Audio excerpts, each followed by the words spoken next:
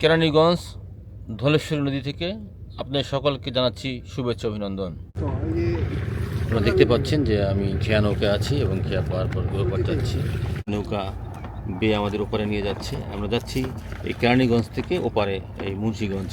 জায়গাটার নাম কি আমাদের? কুলহার গ্রাম। তো কুলহার গ্রামের দিকে যাচ্ছি।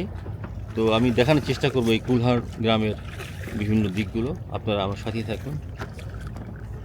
ভাই আপনার নামটা কি ভাই? রহমত।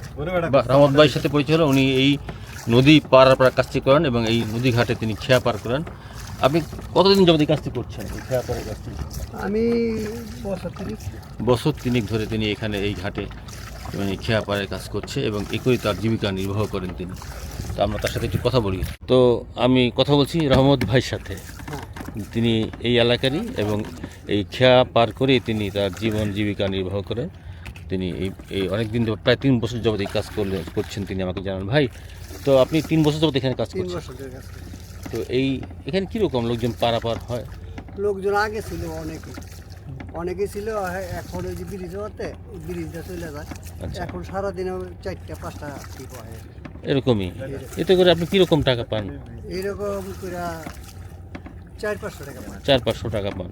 এই 400-500 টাকাতে আপনার সংসার চলে যায়? হ্যাঁ, আলহামদুলিল্লাহ চলে যায়। তো এর পাশাপাশি তো কিছু করেন না? সংসারে কি কি আছে? সংসারে এখন বর্তমানে আপনার স্ত্রী এবং আপনার ছেলে মেয়ে? ছেলে বাইরে আর মেয়ের বিয়ে শাদী দিয়ে। আচ্ছা, ছেলে বাইরে থাকেন এবং মেয়েদের বিয়ে শাদী দিয়ে দিচ্ছেন। কিন্তু আপনি আপনার সেই যে শুরু করছেন সেটা এখনও রেখেছেন এই খেয়া পাড়ের কাজটা। তো আমি দেখাচ্ছি আপনাদেরকে এই যে ব্রিজটা হয়েছে। হ্যাঁ, এটা মানে কেরানীগঞ্জ এপার থেকে ওই মুন্সিগঞ্জ ওপারে চলে গেছে এই ব্রিজটি। এই ব্রিজটি হওয়ার কারণে যিনি জানালেন যে তার খেয়া পারাপারে লোকজন কম হয়, ওই ব্রিজ দিয়ে মানুষ চলে যায় আর কি। আগে পারি দিয়ে সারা পারি নি। এটা নাকি ইসামতি নদী? ইসামতি নদী। হ্যাঁ, সামনেটা মধুমতি। এটা মধুমতি না ইসামতি? এটা ইসামতি। এটা ইসামতি নদী।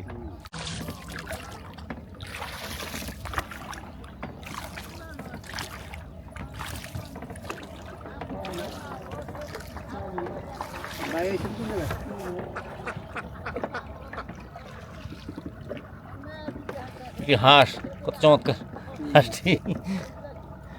আমরা এই ধলেশ্বরী নদী পার হয়ে সৈয়দপুর আসলাম এবং ধলেশ্বরী নদী এবং ইসামতি নদী পার হয়ে এই সৈয়দপুরে আসলাম এবং নামলাম। আপনাদের দেখাবো এখন এই সৈয়দপুরের কিছু অংশ। দেখেন ইসামতি নদীটা কত সুন্দর, চমৎকার এই নদীটি। এবং নদীর পাড়ে প্রচুর নৌকা দেখেন বাঁধা আছে। এগুলো ম্যাক্সিমামই খেয়া পাড়ের নৌকা। তো আমি আপনাদেরকে দেখাচ্ছি এই নদীর ঘাটে এই